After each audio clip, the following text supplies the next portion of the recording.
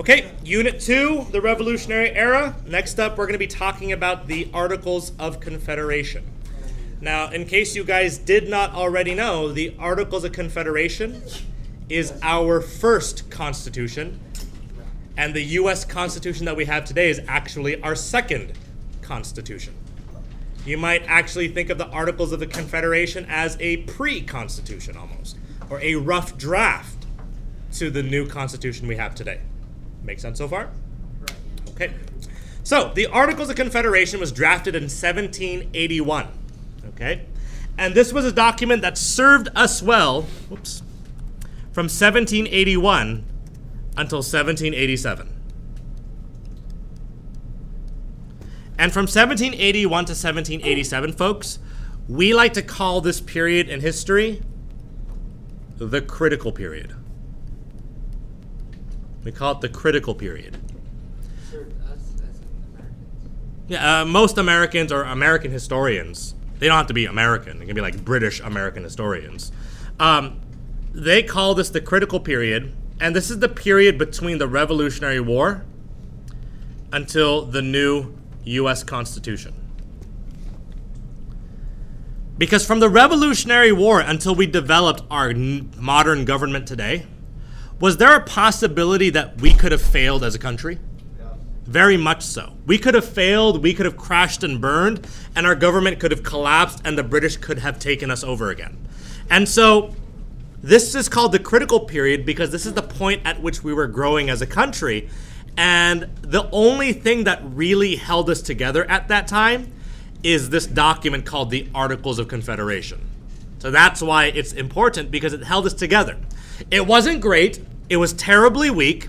It was actually a really bad form of government, but it's what we needed at the time. Make sense? Okay. So the first thing we have to really talk about is what a confederation is. Because this Articles of Confederation created a confederation-type government in America. Just so you know, we are already the United States. Okay, we are called the United States of America by this time after the Declaration of Independence. But we don't have the U.S. Constitution yet. We're under the Articles of Confederation government. Everyone understand that so far? Okay, so I just call it the Articles of Confederation government, but it's still the U.S. You need to know the three types of government that exist just so you understand what we did here. So the first thing that we created was the Articles of Confederation government. Now, a confederation, in case you guys did not know, is described as a loose alliance of states.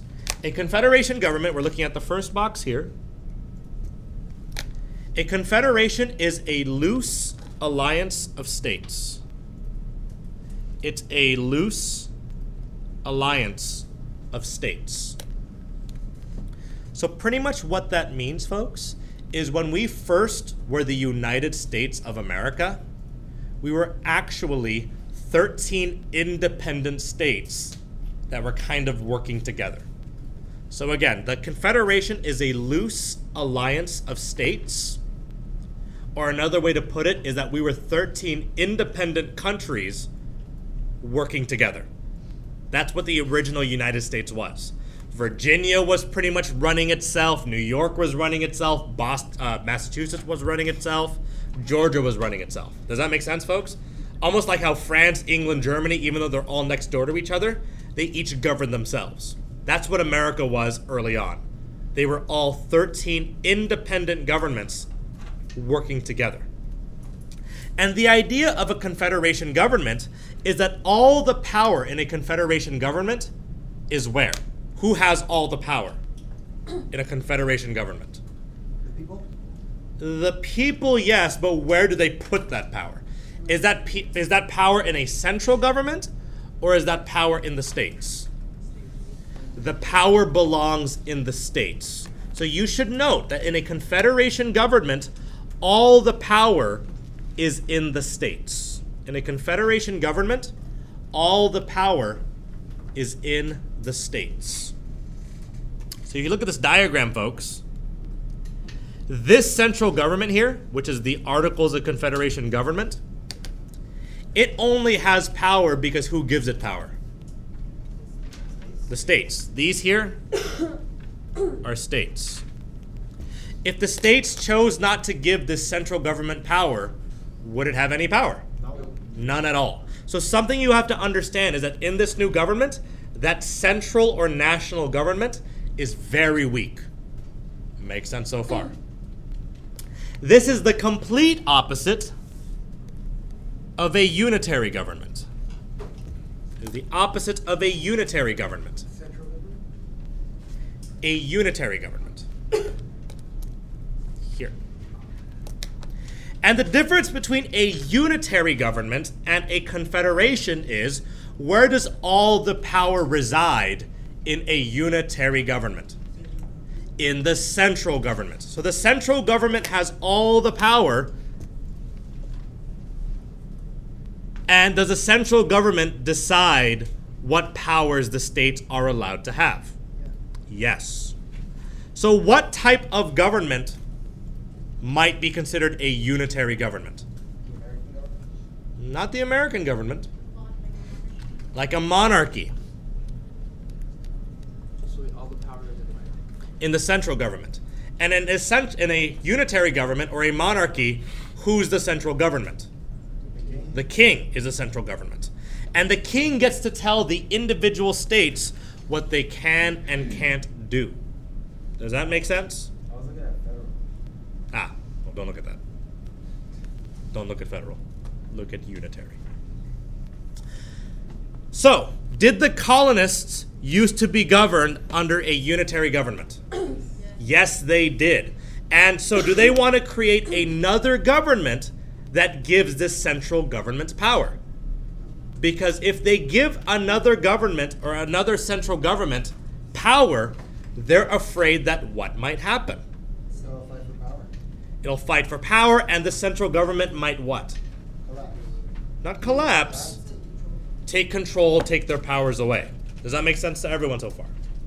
So because they were afraid of this strong central government, they went to having almost no central government.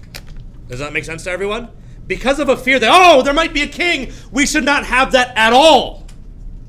They decided to have a government where there was almost no central government, called a confederation, where all the power was among the states. That's not going to work out for us, folks. Because what should have we done?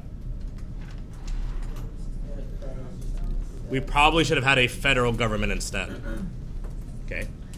And in a federal government, where is the power? To the people and the state. It's a power shared between the central government and the state governments. Does that make sense? So in a confederation, the states have the power.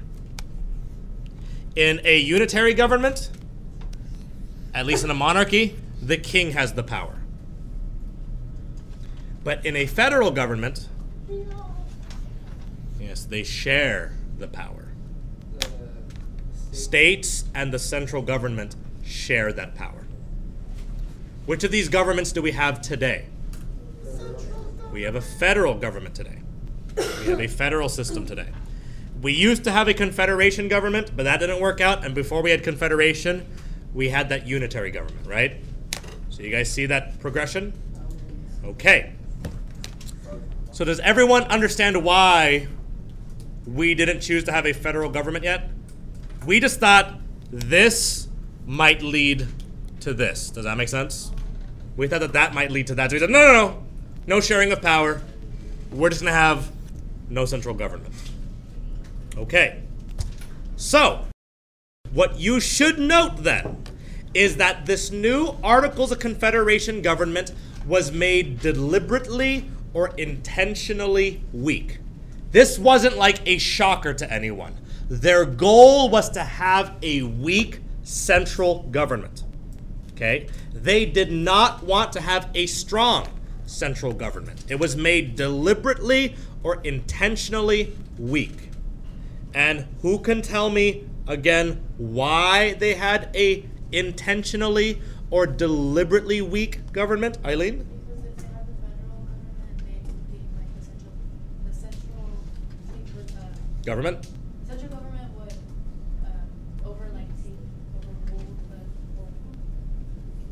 government. And there's a fear that if they chose to have a strong central government, what might that central government become? A monarchy or a dictatorship.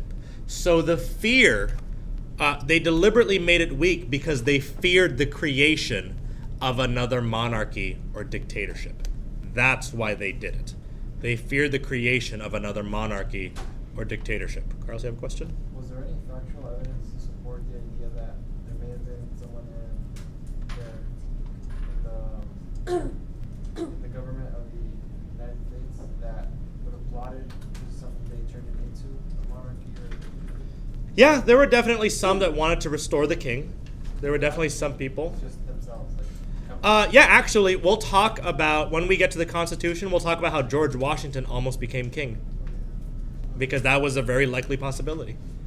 Luckily, he was the right president at the right time to prevent that. We were lucky that he was chosen first. Because it could have been some other people that would have accepted becoming a king of America. But we didn't do that yet. Anyway, we would have been like a constitutional monarchy, but we still would have had a monarchy, which is not what we wanted. Mark? Would life be different with kings around? Yeah, because imagine a lot of what we have today is because of a democracy. How? I honestly couldn't tell you. I'd have to really think about that question but I mean, you wouldn't have as many freedoms. You probably all have dress codes. That's definitely one thing. TV shows would probably be more regulated. The internet probably wouldn't exist because that's too much freedom of speech. If you're talking about having central control and that being the culture of this country, there'd be less freedoms just in general. Because you have less to control in deciding what you can and can't do. But what that would actually look like, I'd have to really think about it. But anyway, so here are now the 8 weaknesses of the Articles of Confederation. You're going to make a 3-column chart. Don't write them all down yet, though. We're going to go through them one at a time. But create the chart, though. So in your notes, let's talk about the weaknesses of this Articles of Confederation.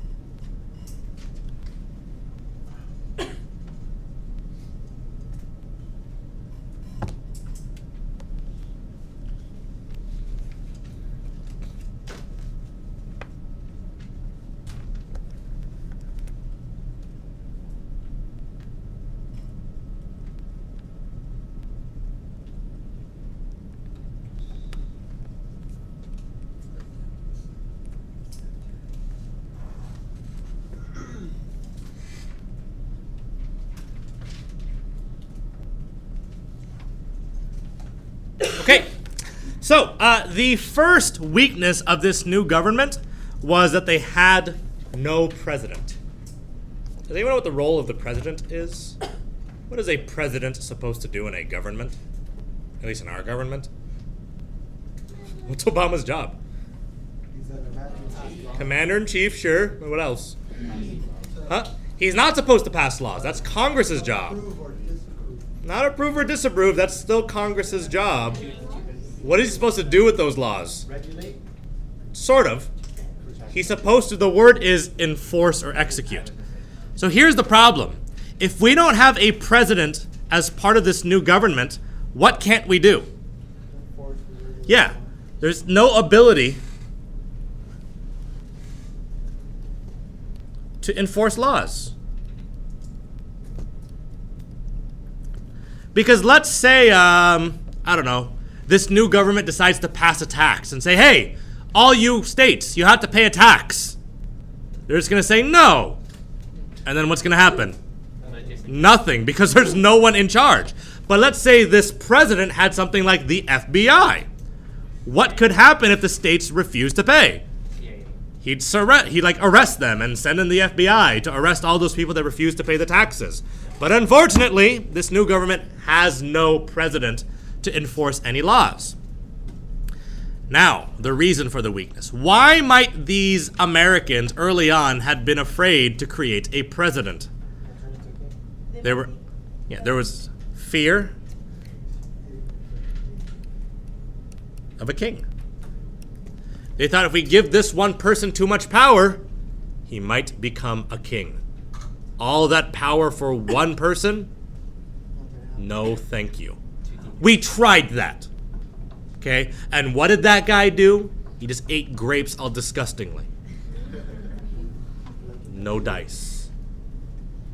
Next weakness, then. No Supreme Court. This is a problem, folks, because there are state courts, right?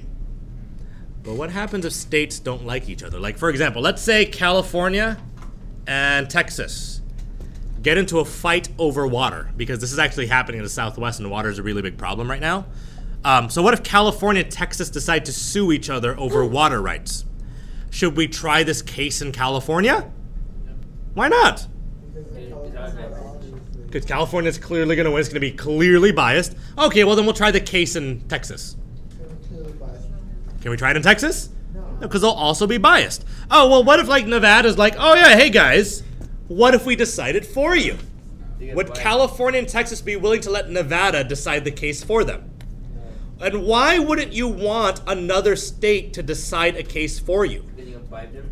Huh? You can bribe? Not bribe, but what does it suggest if another state can tell you what to do? Yeah, that state must be better and we're weaker. So are they going to be willing to let other states decide for them? No. So this is a problem. So because there's no Supreme Court, the effect is that they can't handle state disputes. So you know what ends up happening? The states go to war with each other. They just start fighting amongst themselves because, let's say, for example, Georgia puts a tax on South Carolina and South Carolina refuses to pay it. So Georgia is going to send its troops and South Carolina is going to send its troops and they're going to fight about it. You're going to have these mini wars. Is that good? No. But why don't the colonies trust these courts that they can't control? Was there a colonial experience maybe that made them not trust the court system? That was beyond their control? The one with the military. Quartering Act? Not the Quartering Act. Was there an act in which the colonists, during the oppressive acts, made them feel like they had no control over the courts? And what would those courts be called? You know, where they took away the right to a jury, and they felt like the military was telling them what to do. What would we call the Vice Admiralty Courts? So because of the Vice Admiralty Courts, do they trust the courts anymore? No, because the court screwed them over last time. So they're definitely not going to trust them.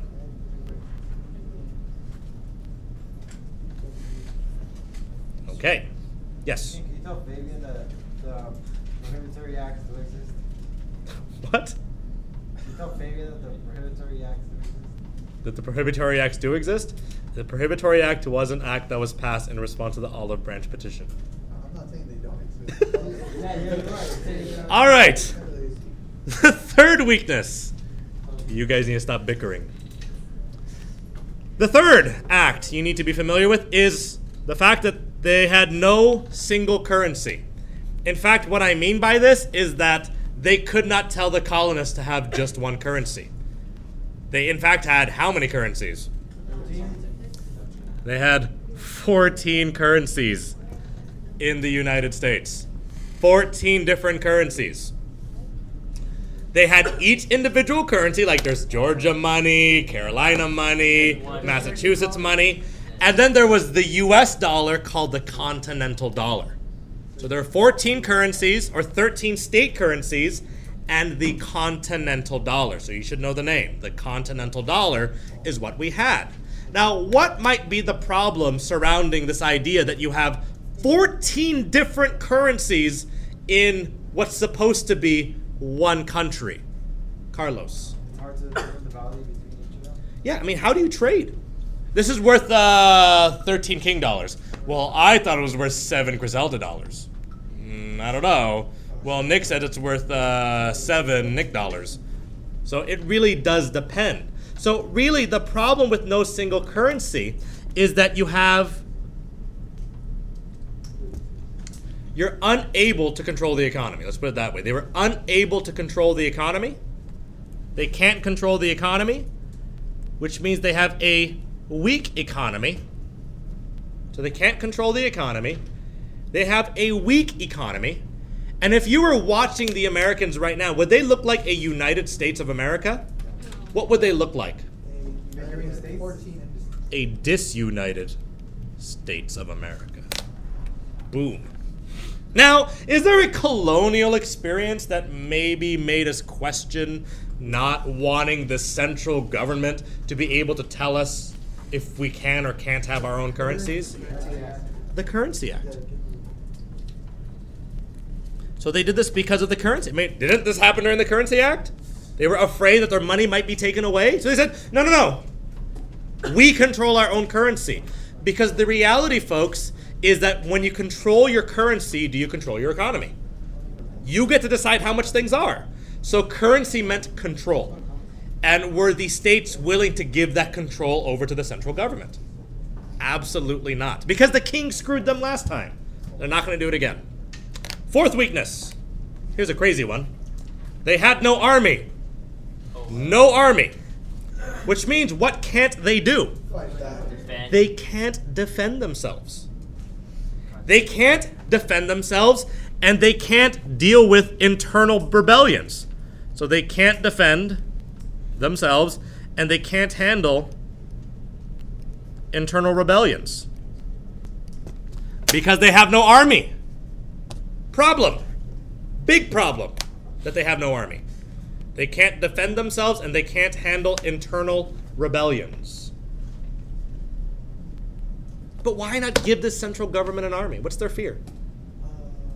It's gonna be corrupted and like just invade.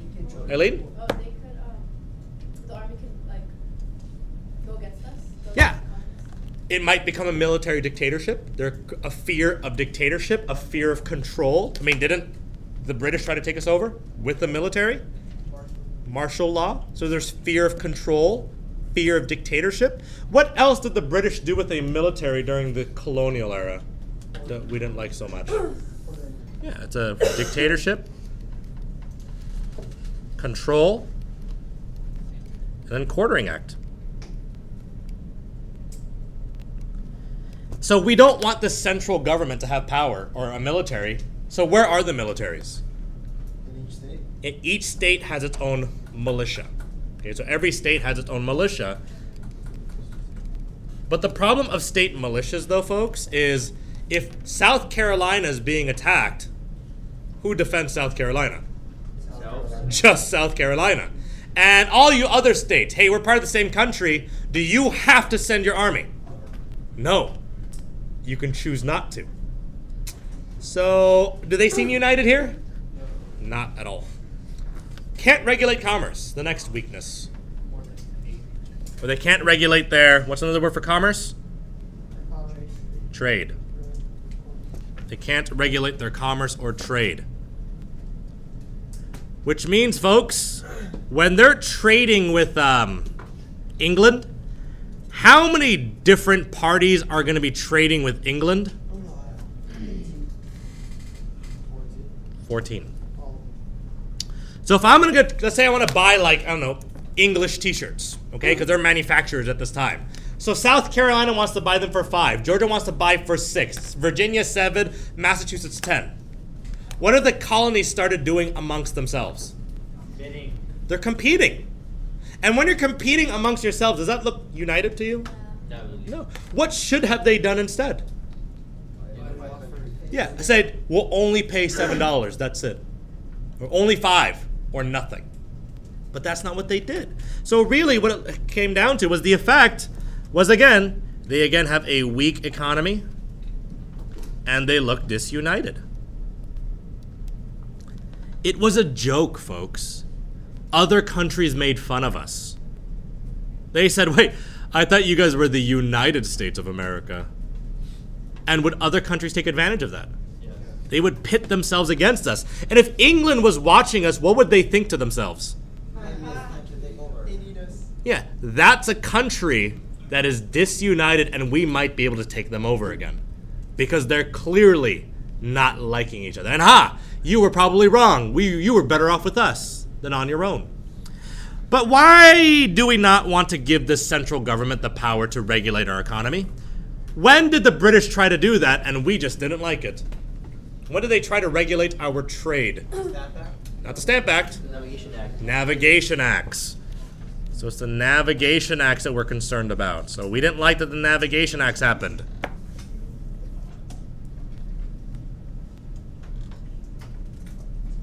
Can't tax is the next weakness. So if you can't tax as a central government, what does that mean? What's the effect? You have what? No money. So let's say you think, we should build roads. Roads would be good for this new country we've developed. But we need to build roads from Georgia all the way up to Massachusetts to make us feel connected, right? But Georgia says, okay, I'll build it. But then like South Carolina says, no, I'm not ever going to Massachusetts. I'm not going to build that road. So the federal government says, okay, fine, I'll build it. But crap, I have no money. Can you give me money? They're like, no. So guess what? You have no money. That's it. You have to ask and beg for money from the states, but do they have to give it to you? No. So they have no money. That's it. That's the story. No money. You have a government with no money. Why? What happened during the colonial era that might make them concerned about taxing? Sugar, Stamp, Townsend, and tea. Right? Those taxes. The Townsend Acts. A-N-D. T-O-W-N-S-E-N-D. Townsend or Townshend. You put an H in there too, depending on who you talk to. Townsend or Townshend. Good there? The last two are pretty simple. They want to make it very difficult to pass laws. Why? Do they want this government to be able to do anything? They want a do-nothing government. So what they said was it had to be 9 of 13 to pass laws, which meant they did nothing. And are they okay with the central government doing nothing? Do they want them doing anything? No, they want the states to be doing all the stuff. So they're okay with them not doing anything. By the way, 9 of 13 is really hard to pass anything. Because that's like 75% or 70%. Normally, how much do you need to pass something? Like 50%, right? Here they said 75. Let's make it really difficult. All the laws get passed. Huh? I can't imagine all the laws actually get passed. Yeah, nothing got passed. And then what about this last one? To amend the articles, in order to amend or change the government, you needed all 13 of 13. And so, of course, were they ever going to be able to change this super weak government? Yeah. I mean, ultimately what happened, folks, is whenever they did come up with a solution, they'd be like, all right, guys, so we're going to go ahead and try to fix this government. What say you all? Yes, yes, yes, yes, yes, yes, yes. 12 votes in favor of, Rhode Island votes no. Guess what? You don't get to do it. Even if 12 states said yes, one guy could hold you up. If I said, all right, guys, I'm going to buy everyone ice cream. What say you? Yes, yes, yes, yes, yes, yes, yes. I don't want any ice cream. Okay, well, then no one gets ice cream. But that's what happened. One person could hold up all the 13 colonies, and that became somewhat problematic. But again, why did they do that? Why don't they want this government to be able to do anything? Yeah, they want this to remain a weak, ineffective government. And are they happy with this being a weak and ineffective government? Because they want who to be making all the decisions? The states themselves. Good. And is this weakness inspired by their experiences during the colonial era? Yes. Heavily. So, folks, we'll end there today. We'll continue this conversation about the Articles of Confederation. And we're done.